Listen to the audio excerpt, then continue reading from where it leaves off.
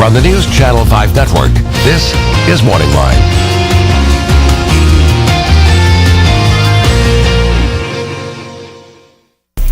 Good morning, everyone. Thanks for joining us on MorningLine. Nick Barris here, and I'll tell you what, we got a good show on tap. Yes, Carly, you can bring the coffee up to the sheriff. He's the sheriff.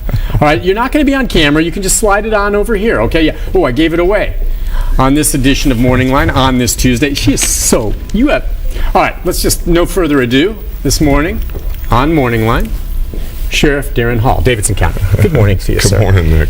She's a fine employee. She sure is. And I don't drink coffee. That was water, and I just flew by. You really don't drink coffee? So I don't. I think it's pretty obvious I do, isn't it? Yes. Yeah, I'm going to try Maybe water would be better for you. Yes.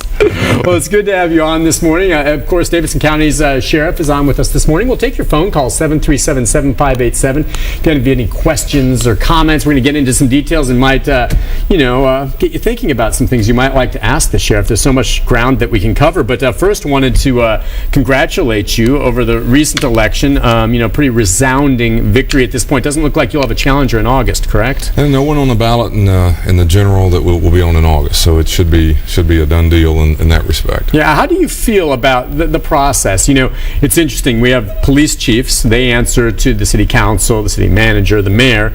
You, every 4 years, have to run for office. So politics, to some degree, play a role in what you have to do, and don't deny it. No, getting in. I mean, the state constitution requires that every county elects a sheriff, so you have to do it.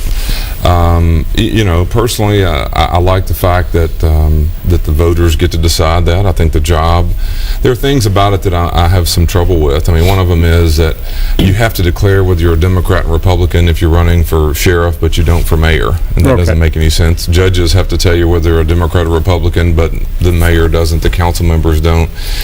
Folks who are legislating laws and the mayor of the city may or may not need to be a partisan election. I'm not sure, but it feels weird that the sheriffs and judges have to tell you whether they're a Democrat or Republican, but the mayor and the council that varies from county to county too, does it not? It does. Not all counties have to do that.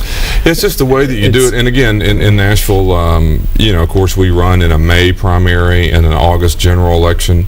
The turnout is always low. It's a very low turnout election cycle because May doesn't feel like a time to be electing folks. I'm going up tonight to one of my roommates in college is running for mayor up in Edmonson County, Kentucky, and I'm leaving here tonight to drive up to see him. And a great friend of mine, and so he's running in a primary up there, big primary with Senator McConnell and some others nationally. Yeah, it's a big deal. There's some big primaries today in several states that will set the stage for what happens come more general elections. Big time, big stuff. So, just the process is what it is. It's a big county, a lot to do, a lot of places to go, and again, the turnout is always low, and that's a little disappointing. But getting in. My dad was in politics when I was growing up, and I've been knocking on doors since I was 5 years old, and I've always understood the process. It is a difficult way. I tell my kids all the time, don't ever do this for the way to get a job or to keep a job. It's a tough way to do it in a lot of ways, but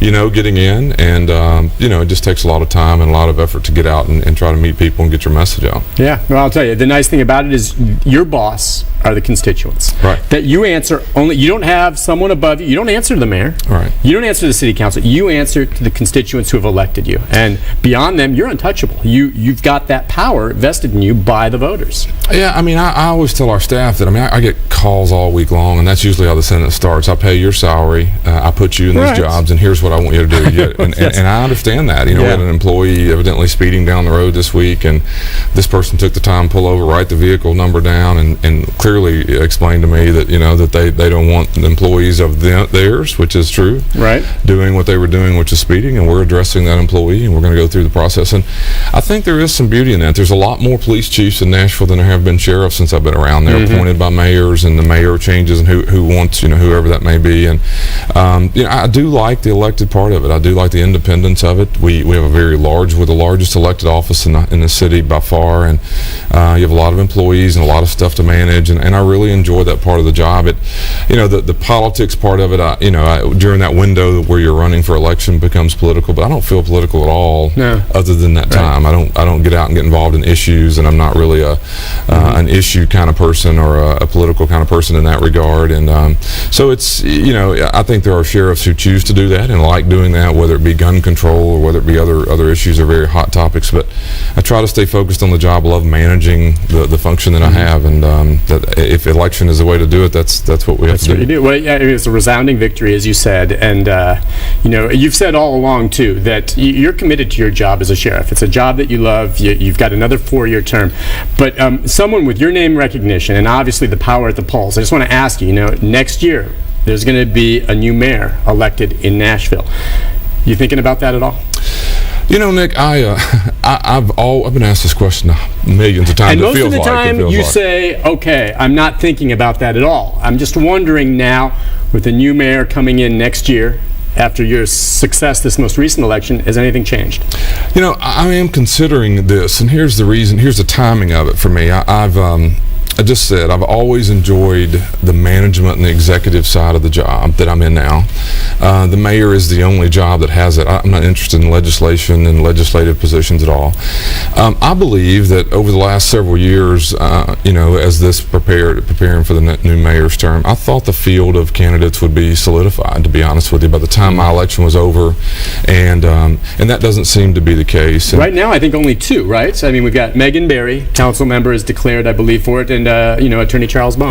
Yeah, and I think that's a little surprising to me, because I felt like that the city would be more aligned behind 1, 2, or 3, and I'm saying that more as a kind of a, if you will, front runner status or something. And so I've just stayed focused on what I was doing, and I've told people before, if I ever was going to run for mayor, it would be this time. I'll be 50 years old.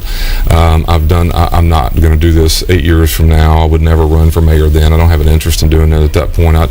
But the reality of it is the opportunity is there for a couple of reasons. One being that we were successful, and I thought if we had a bloodbath of an election, we surely wouldn't be turning around doing something else. Well, that didn't happen. The field isn't solidified, I don't think, at all, as in mayoral front runners and who's up and running. And I think, and there were people who donated money and helped me and supported me who really believed I was going to run for mayor if I ran. And I told them that's not decided. I'm not going to do that. Not going to tell you that that's what I'm going to do, because I don't know what will happen between now and 6 months ago. I love the city. My son's home from college last night, and we sat down and I was talking to him about this, and I said, I want him to live here. I love Nashville. I mean, I was born and raised here. There aren't very many people who get to say that, to be honest with you, anymore. I was born and raised here. I love what's going on. I mean, it's the most exciting thing to hear people talking about Nashville as the city, and I'd love to be a part of that. If that's being in a candidacy for mayor that helps drive that, then great. I don't have a problem with doing that if things start to line up. On the other hand, I love the sheriff's role, and so it wasn't ever a plan to run for sheriff so I could run for mayor. That was never the plan at all. Once that's over with and the opportunity is here, we have to make a decision fairly soon, and so we're considering that and looking into some things, and and I'm sure it'll work out. I don't stress over it. All right, so people are going to hear that, and they're just going to want to know then, I guess what you're saying, and it's the first time you've really gone this far to say that, yeah, I'm considering a run for mayor. Is there a timetable?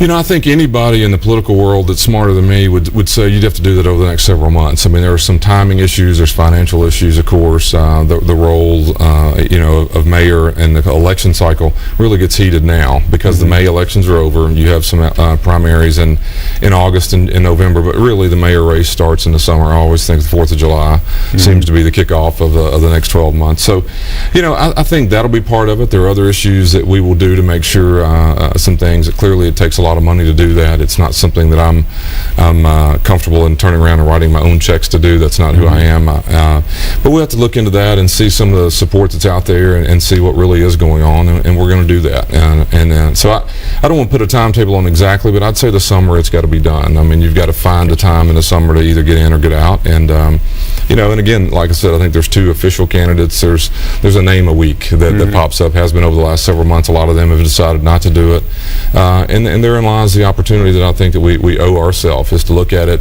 make a decision, sit down with your family and the folks that are very close to you and say, is this really what we want to do? And that's what I'm considering to do. And just as we go to the break, I mean, have you been approached by some movers and shakers asking you to run?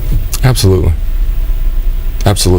before, during, and after the election. I mean, so that's you know been you're going to have long time. some of that support pushing you if you decide to go this route. Well, I mean, I think that's true. I mean, I wouldn't be, I heard one time if 3 people talk you into running, it takes 3,000 talk you out of it. Well, there have been a lot more than 3 trying to talk me into it over the years. That's not something really new. And I've never viewed the mayor's office as the natural next step. I didn't get into this job to run for mayor. I don't make decisions so I can become mayor.